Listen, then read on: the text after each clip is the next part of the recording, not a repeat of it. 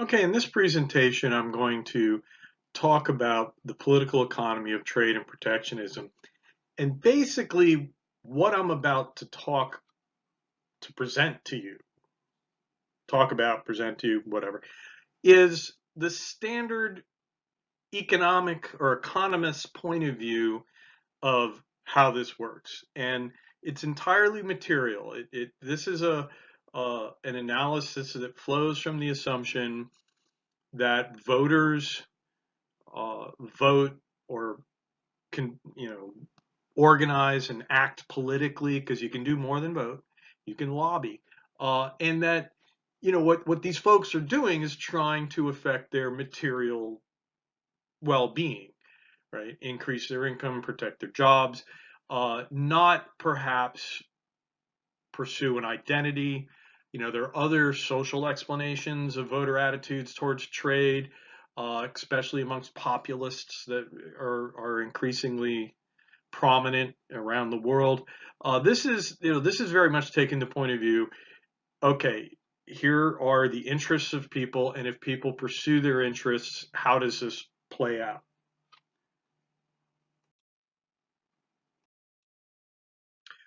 Okay, what are the costs and benefits of trade?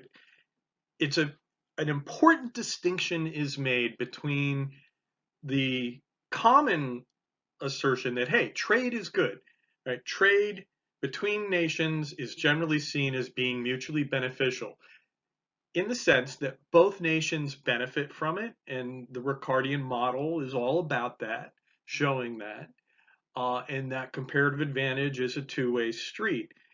That's looking at the nations as a whole. If we look into a nation and say, well, wait a minute, does everyone benefit? In fact, they don't. In the Ricardian model, labor is perfectly mobile, and so when you start trading wine uh, for fabric or whatever your two things are, uh, people who used to make fabric switch to making wine perfectly, right? It's perfectly mobile. No one gets hurt. Real world, not like that. And so when you get this trade, even though the country as a whole benefits, within the country, there's certain groups that gain from trade opening up, for trade liberalization, and there are certain groups that don't. So when we want to look at within a country, who are, how are the costs and benefits distributed? Okay, so the first thing is, who benefits from trade? And the short answer, and I'm going to go a little more into detail into the theories behind this, but bottom line up front, all theories of trade say that consumers benefit, right? Consumers are the primary beneficiaries of trade liberalization, and that socially is a lot, right? It's a huge, that's the lion's share. You benefit by being able to consume more than you could produce on your own. That's the fundamental magic, if you will, of comparative advantage. So consumers are the primary beneficiaries. But we know we don't often talk about consumers, right? We talk about producers. Whenever anyone talks about jobs, they're talking about a person's role as a producer, right? And they don't talk about low prices. Well, sometimes they do. But what about, who benefits on the production side? And there's a couple ways of thinking, and I'm going to go into greater depth. From the Ricardian point of view, export competing producers are the primary beneficiaries. If you're in an industry that has the comparative advantage, then you benefit, right? Because your industry grows. If we take, by the way, if we take the Heckscher-Olsen view and we think of comparative advantage in terms of factors, the owners of abundant factors in a country benefit because they were abundant. They were relatively abundant, therefore not so valued. They start trading in the world, and their skill, their whatever their factor of production is, the land they own, the capital they own, the skills they own or possess, those things are now more highly valued because they're more relatively scarce. And so those folks benefit, right? So we have a dual explanation, which I'll get into more deeply. Where are the costs? Well, the costs go to, in the Ricardian point of view, to import competing producers. If you are in an industry that is comparatively disadvantaged, and remember, when I talk about these industries benefiting, producers benefiting or not, we're talking about the people who work in the industry, the people who are management. It's not a labor management thing necessarily. The managers in that field, the workers in that field, the people who own the capital, right? The stockholders, the owners of factories, that sort of thing. Those people are all wrapped up in this term producers. So the cost, if you are one of those folks in the import competing sector, right? We talk in the Ricardian thing, we can talk about import competing and export competing sector. You're going to suffer. If you're an owner of a scarce factor, right? Before trade, what you owned or possessed was relatively scarce in the society. Therefore, you got a good pay at it. You were valued.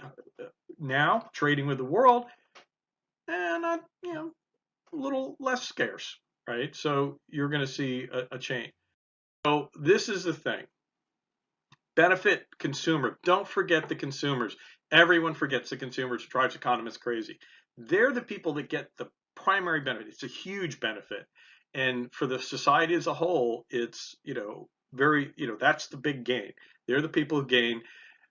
The costs are distributed, mainly go to the import competing producers. And that's usually, by the way, that's the simplest way of thinking about it. Okay, let's go a little deeper into the theories behind this. Okay, and because I'm always like, you got to cite theory, and because we're like that in academia. The Ricardo-Viner hypothesis, right? This is the theory that backs up the sector view of it, right? The first thing when we were talking about import competing versus export competing sectors, right?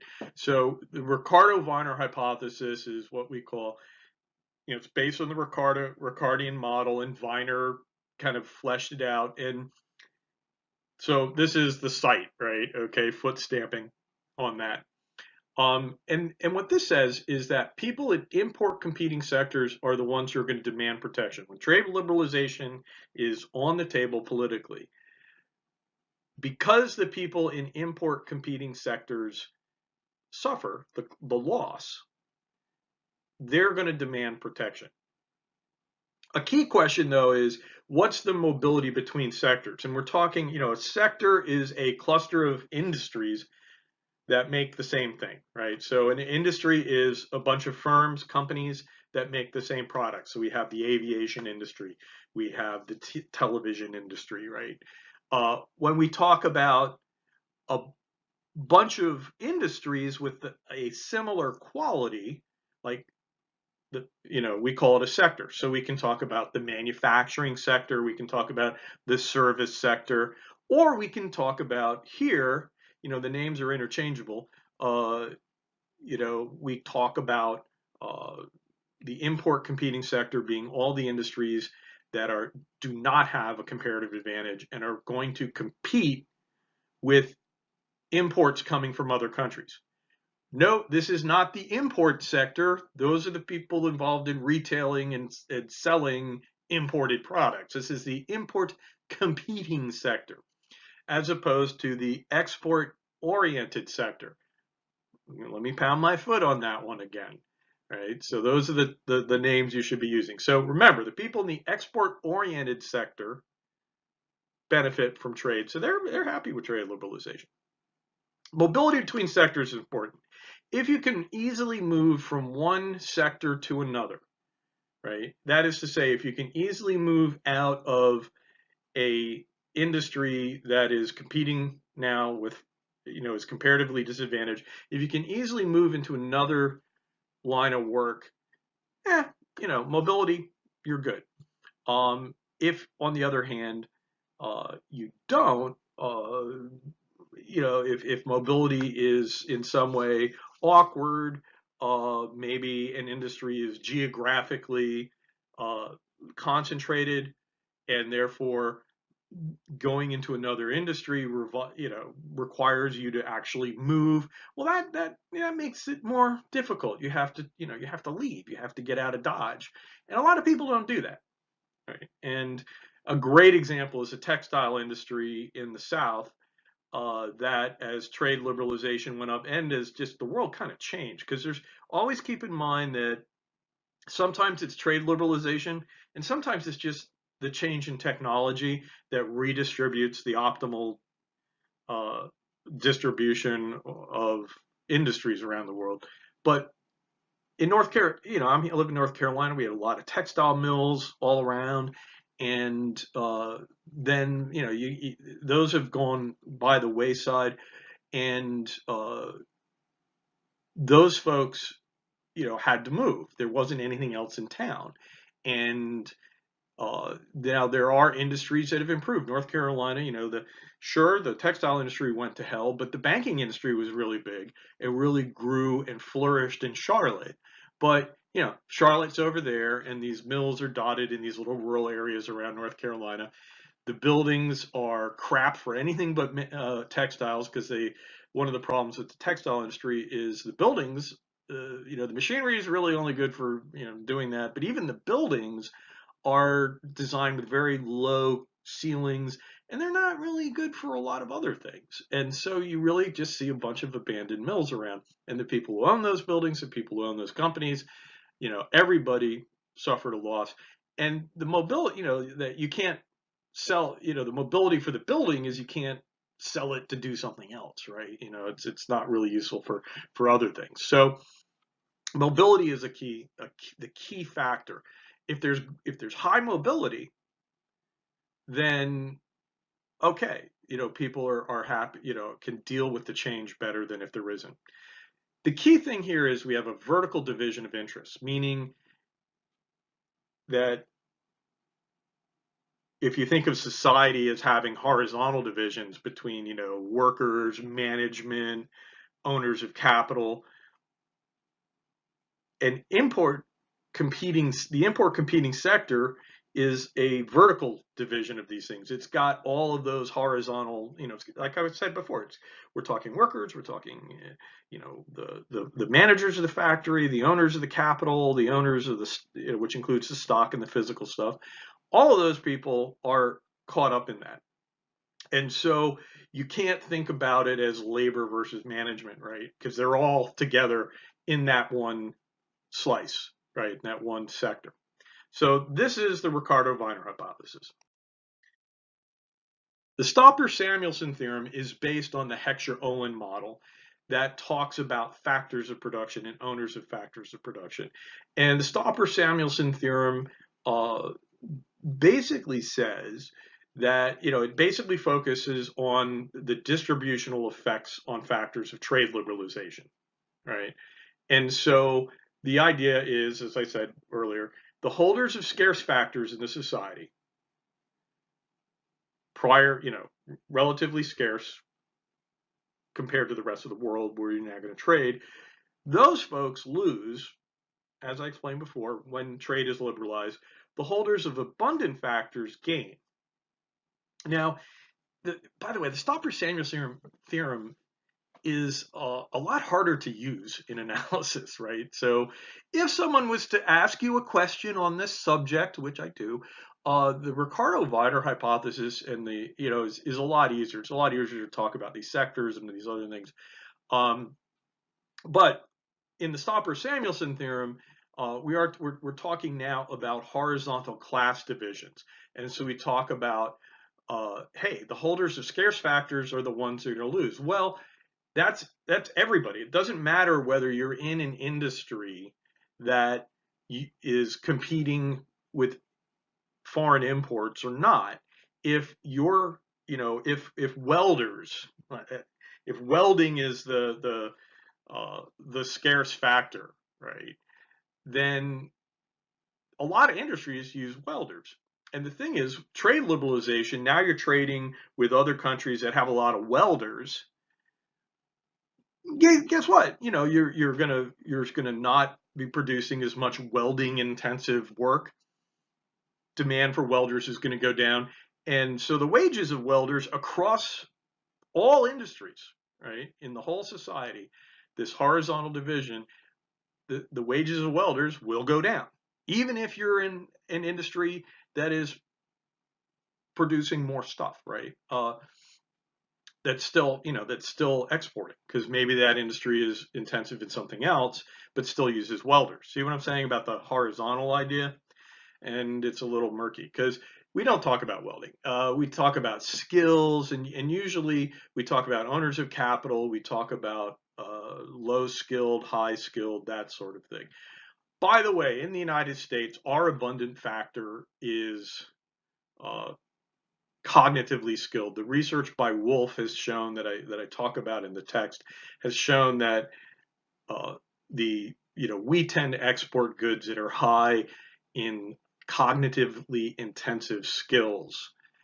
We import things that are intensive in capital and in motor skills, right? Putting things together, having people put stuff together, or run a drill press or whatever. So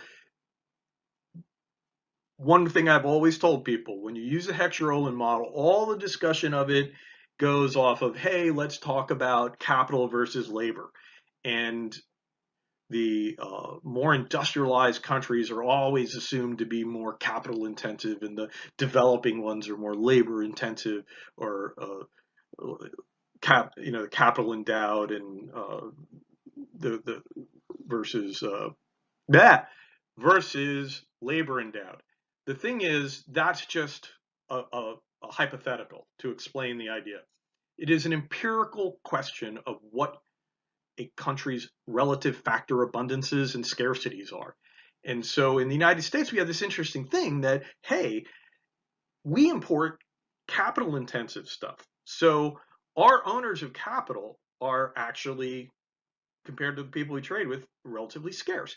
So, from this point of view, are the people who are hurt by trade are really going to be the people who are just workers, even if they're somewhat skilled. If they're in motor skills, or the workers that are lower skilled, motor skilled, they're scarce, and the owners of capital are scarce. And so trade liberalization, we're talking rich people and poor people. They're both on the same page with this, whereas the people who benefit are people with high cognitive skills, i.e., tend to be the more educated people in the society.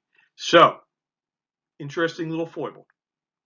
By the way, there's always a mirror image implied here, right? If you're dealing with a country, right, and if one country is abundant in in factor A and scarce in factor B, there's a mirror image with their trading partners. The trading partners are scarce in factor A and abundant in factor B, right? So the people we're trading with, right, we're exporting uh, products that are intensive in high cognitive skills, skilled labor that uses a lot of cognitive ability, right? Well, and we're importing, we're scarce, or the relatively scarce factor there is capital, and the manual labor. Well, the other country, is the people we're trading with, has got to be the opposite, right? And so this idea, even though we're talking about class divisions, one of the things, if you take a more like communist, right, if we go back to Marx and he said, workers of the world unite, because you all have this similar interest, right? That class, the classic appeal to class, which is kind of a weird way of putting it, but the Marxist appeal to class is contradicted by this, right? It says, well, no, actually you have different interests in different states. And so you got to be careful about in your analysis. You can't say, oh, labor around the world is on the same side. No, they're not, right? The people, they're going to have different people benefit in different countries. How about if I just leave it there? Okay, so that's the Stolper-Samuelson theorem. Now, having identified the gainers, consumers, and the losers, depends on which thing we're going to go with, and we'll talk about that at some length. what about the political strengths and weaknesses? And so this is an analysis that is based on Mancor Olsen, and in my text I cite Ceranovic a lot, but Mancor Olsen has kind of this model, and it's actually an economic model of political lobbying, and talks about, hey, who are the people? It's kind of a cost-benefit analysis of, well, who is going to make rationally a decision to lobby and have resources and have the ability to effectively lobby the government for policy. And so this is Olsen's view. Right? Let's look at this. And so there are four sets of factors that come into play here. And they are, one is a distributional factor, is how are the costs and benefits distributed, that, if you're hurt more, you're going to be more exercised to, politically prevent that loss. If you benefit more, you're more likely to also expend more to gain that benefit. So the distributional factors, that all refers to how the costs and benefits are distributed through trade liberalization. Then there are organizational factors of how are these interests organized or not organized. Informational factors of how various groups that will politically compete, how much information they have. And then there are electoral factors of, hey, how does the electoral system in a country advantage or disadvantage people? Okay, so I'm going to discuss each of these sets of factors in the following slides. Distributional factors. This is the most commonly cited thing, especially amongst economists that try to explain, they say, look, we know that trade benefits countries, yet we see so much protectionism. And the go-to explanation is that the benefits of trade liberalization are diffuse. They go to consumers, the huge bulk of them goes to consumers, and they are diffuse, meaning that every consumer gets a teeny tiny little bit of benefit, right? I love the sugar quotas, are the classic example of this, that, hey, look, we pay something like twice the world price for sugar. Outrageous. It costs us billions of dollars a year as consumers to pay this outrageous price. And we also eat this high fructose corn syrup crap because, it's so expensive to get cane sugar in the United States because we just can't afford it. It's outrageous, right? Huge. But to the individual consumer, it's about like $5 a year. Right? $5 frickin' bucks. Big whoop-de-doo, right? So even though it's a huge thing at the aggregate level, at the individual level, it's this tiny little thing. And that's the idea, is that billions of dollars are diffused among all the consumers in the United States. So individually, meh. Which is, my way of saying, in economics they have the term the just noticeable difference. And if you did away with those things, $5 over everything that has sugar in it, would you even notice the change in? I mean, sure, a bag of sugar would cost a little less, but maybe not. I mean, it would be not that much less, right? And certainly all the things you eat, maybe not so much. So it's hard to even notice it. Key point: benefits are diffuse.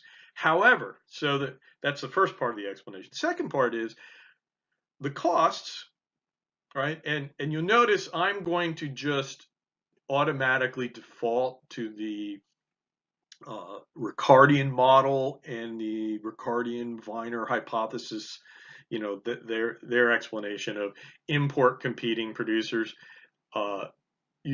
There's a hint for you about which one's easier to use in life.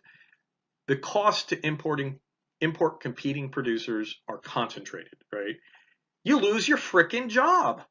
Your factory goes under, right? So there aren't, you think about it, who benefits from the sugar quotas, from having this higher price of sugar? Well, first of all, obviously the people who make sugar, right? And we have in Hawaii and Florida, there are some sugarcane producers. We also have sugar beets that produces sugar, quote unquote, not cane sugar, but it is called sugar. And so there are the sugar beet producers, but then there's also the substitute producers, right? The purveyors of high fructose corn syrup. And, there's a lot of people who make corn in the United States. But the benefit to them is big, especially the cane producers. They would go in the sugar beet. They would be probably put out of business if we imported sugar at the world price, because it makes no sense to be making sugar in Hawaii when there's Brazil. Hawaii, there's not much land, and Florida is really not the best place for it. There are better places to make sugar, and by God, they make it there, right? Jamaica, yeah. So, okay, they have a huge cost. If we were to liberalize the trade in sugar, to just be using that, right? But anybody for any industry, they're the ones. If you liberalize trade and you're an import, if you don't have the comparative advantage making you the import competing producer, you're going to face this huge loss. Okay, so now for the benefits to the export competing producers, well, they're good, right? They are concentrated, but they may not be as essential because the sugar the sugar quotas are often, you'll find people in export oriented businesses will often, complain about it. And sometimes they're able to affect policy by being pro trade liberalization. But a lot of times protection is very selectively used and it doesn't trigger those guys, right? Those guys are only going, they're going to benefit anyway. And so it's not as reliable, right? Although we do see it on occasion where the export guys will lobby very heavily in favor of trade. And in fact, you could see that through the U.S. Chamber of Commerce, where the exporting industries are the ones that are making money, and they tend to push the U.S. Chamber of Commerce into having a very pro trade liberalization attitude. And so you will see something there, but that's kind of a wrinkle in this. The big thing in the standard argument about this, which is what I'm just trying to get across, um, that economists, when they, their standard understanding of what's going on in terms of political economy is it's the consumers versus the import competing guys, and the benefits of consumers are diffuse, thus not really motivating anybody. And the key point here is if I find out that it's $5 at stake, right? Like, ooh, there's these sugar quotas are costing me $5 a year. Do I do anything about that? I mean, if $5 a year is at stake, how much effort am I going to put forward on this? It is from a cost benefit analysis, probably to do the research to find out about it, right? To get the current number. My time is worth money. And, I'll probably blow $5 just finding out what's at stake. Forget, I'm not going to lobby. I'm not going to contribute to people. I'm not going to go to rallies. No. If your company is being closed down and you're going to lose your job, you're going to get, you're going to go to the wall, and you're going to rationally be willing to invest more in a lobbying effort to avoid a very large concentrated cost. That's the distributional argument. Okay, so there's that. Informational factors. I sort of alluded to this when I was saying, hey, do you even know what the sugar, before you took this course, had you ever heard of the sugar quotas? Right? I mean, I love to tell people, hey, we pay about twice the world price for sugar. And they're like, really? And, who knows, right? And so informational factors have a big impact on your awareness of political issues and your ability to act on them. So the idea here, and by the way, you're going to notice in almost all of these factors, consumers are screwed. Okay, but the trend is definitely going to develop that the import competing producers have the advantage, right?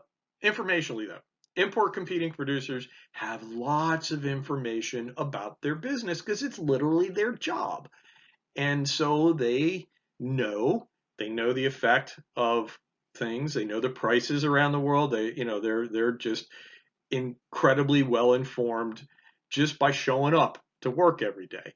And they also have an incentive to get more. They need to know because it's it's their job, it's their livelihood. And consumers are relatively uninformed. It's not a big part of your life, and you consume, where somebody probably works in one industry producing one product that has one price and faces one set of international competition, or is one issue of comparative advantage. For consumers, we consume everything you consume, right? So you have so many things. How the hell do you know about any one of them? How much do you really know about any one of them? And so consumers, therefore, are relatively uninformed. Not that they're dumb, they're just not well informed. And they have little incentive to get more because, back to distributional factors, not that much at stake. And so consumers are not going to be they're going to be informationally disadvantaged compared to the import competing producers. Export competing producers, by the way, that little asterisk, like, oh, by the way, there are all these export competing producers. They may or may not be, here they're certainly not going to be as well informed about the import competing, information about, what happens, what the costs are, what the effect of trade liberalization will be on another, and it's not their job. Now, they may be, because they may have some informational advantages over consumers, but they're not that informed, and they have a moderate incentive, right? They this if you press if you if we're talking about lobbying over protectionism, consumers and import competing producers will directly benefit or lose or suffer from protectionism. The export competing producers will only indirectly, right? If there's a backlash against them and certain market things, their incentive is not as clear cut and as immediate. So they can be there, but maybe not so much. Key thing though, information the information is in the hands of the import competing producers. Consumers are relatively uninformed. Organizational factors, right? Here is where the import competing producers, well, I mean, they always have it all over the consumers, but they're producers. They're organized. They're firms. Everyone shows up and goes to work each day, right? So if you are somebody who is in a import competing industry, you work in a company, and that everyone else is in the same position. You go to work every day. You're there. Company-wide email, right? Also, producers. Almost every industry has created an organization to protect its interests and to share information, and sometimes about the world. And so industries tend to be the producers, the owners of the industry tend to be, the management tends to be very well organized, and so they're ready. They're able to, given the same amount of information, the same concentrated incentive, because they're already organized, they can take better advantage of it, or they can work better in that situation. And so producers, we have the industry organizations. For the labor within the industry, they have unions, and if they don't have unions, they can have company organized pacts. And in fact, that's the big thing. For a long time, unions on the left have been the people pushing against trade liberalization, right? Because sure, they may have a different set of incentives of interest from producers, from management on a lot of issues, but they're in the same boat, right? Vertical divisions, remember? They're in that same industry. And so, and it tends to be that unions are organized in industries that are older and have increasingly, well, they tend to organize around the kinds of skills that we're importing today, right? We don't have a lot of unions of people who have high cognitive skills, right? We don't see a lot of that. We can. Nurses can have unions. They're cognitively skilled, although typically not a traded good.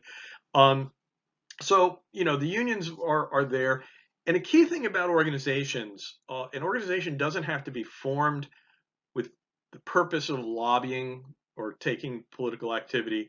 The fact that existing organizations and institutions can be adapted to new roles, and you don't have to go through setup costs. You don't have to go through the cost and effort of setting the thing up. And so very often extant organizations and institutions, we love to use that word extant, previously existing, those can be very, a big leg up, right, by saving the startup and organizational cost.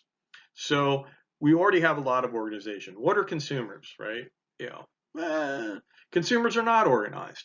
Sure, there are some consumer organizations that are out there, but what, around a particular industry, not really.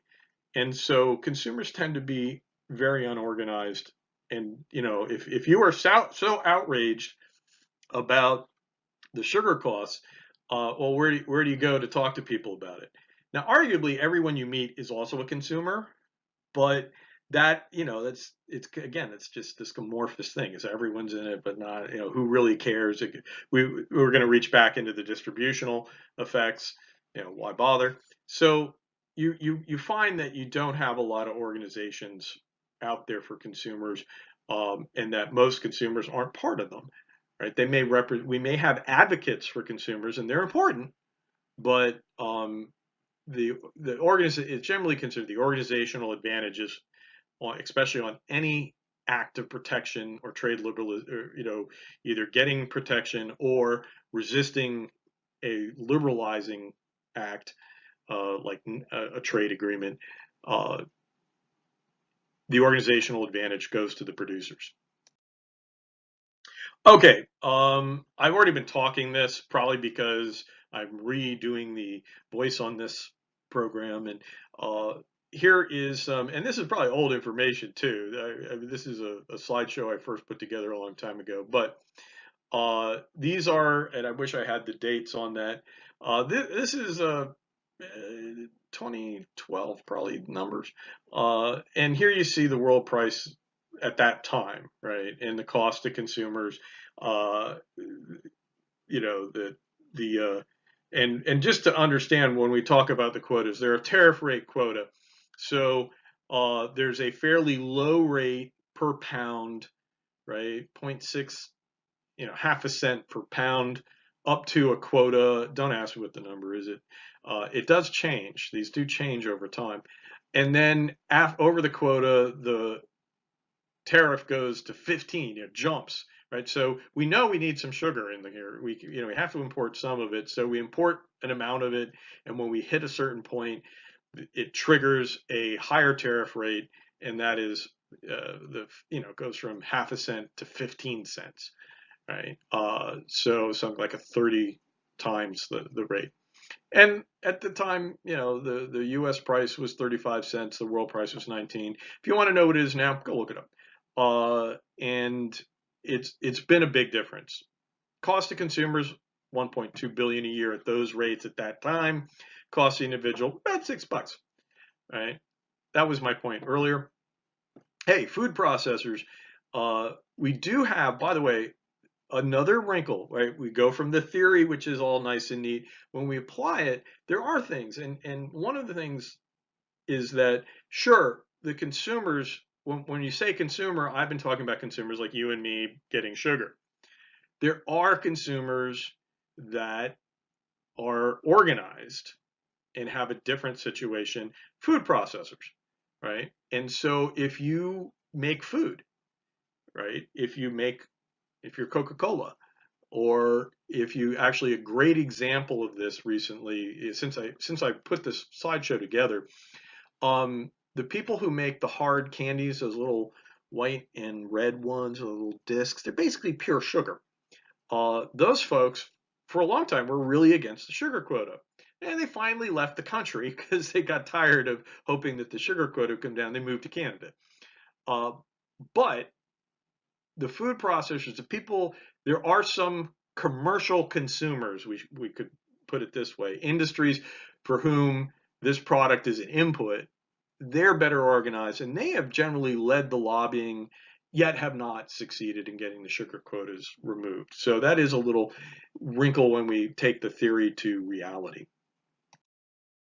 Okay, electoral factors. Uh,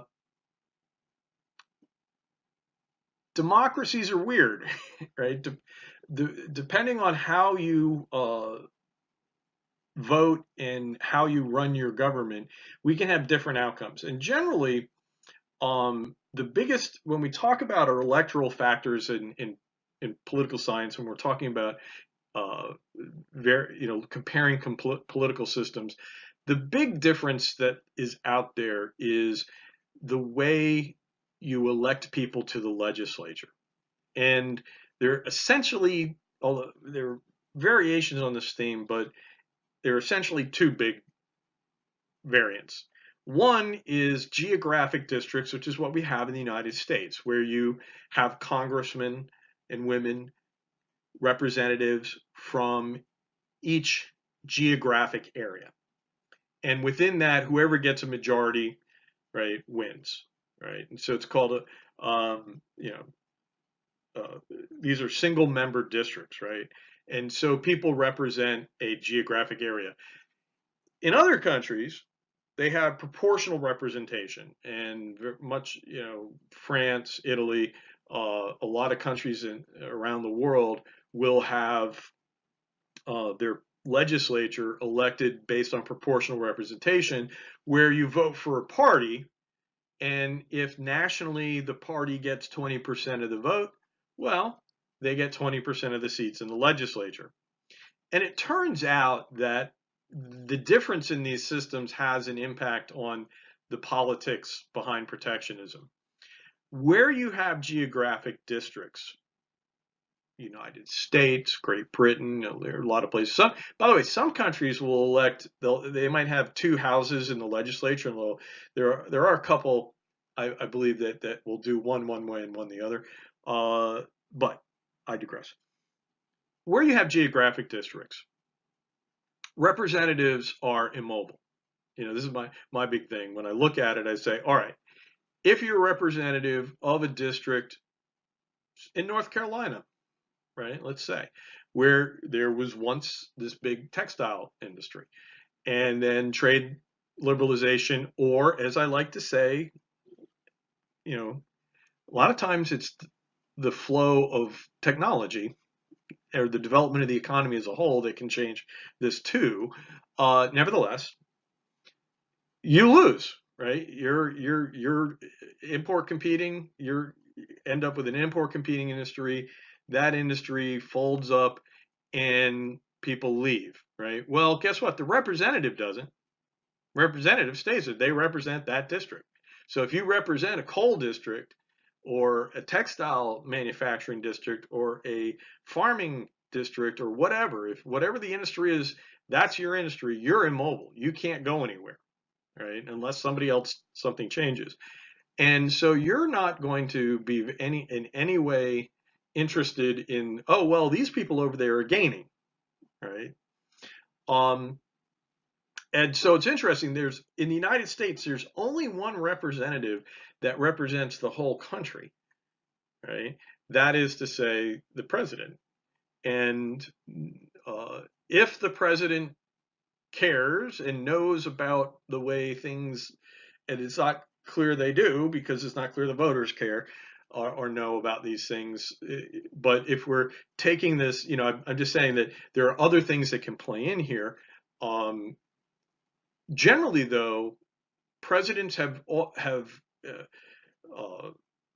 traditionally and until recently very uniformly been more pro-trade liberalization than Congress and other things, and in fact, then before they get elected, right? That we see president after president goes into the White House and becomes more pro-trade liberalization, and that's the assumption there, although it's not a done deal. There are people who will argue against it and look at different things, but The idea here is that unlike congressmen and senators, the president represents the whole country. What's good for the whole country is good for him or her someday.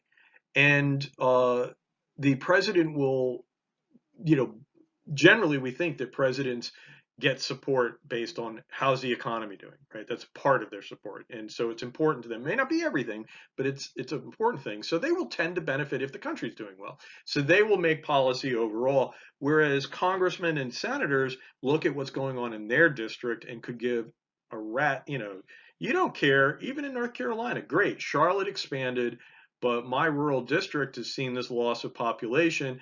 I'm going to represent that district, and I'm representing those people who are the ones who decided to stay, right? So you see what I'm saying is there's a bias there towards immobility or representing the immobile people. Whereas the people who are mobile and go to a new place for a new job, well, they're maybe not happy about it. They're scattered to the winds.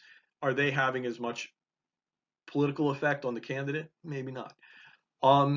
So that's one aspect of geographic districts. They force that kind of parochial view.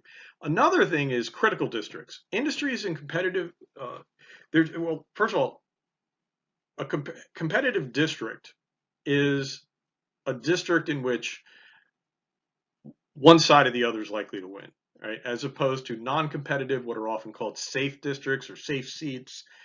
And, so there's certain places where, the Republican's going to win, the Democrat's going to win, and they've always won, and you're not going to do anything different, right? And so really the primary is the only thing that counts. In those areas, if you're an industry in that area in a safe district, what the hell does anyone care? It's not like, if something happens to an industry in that district, well, your people are all voting one way anyway, so we're not going to worry about you.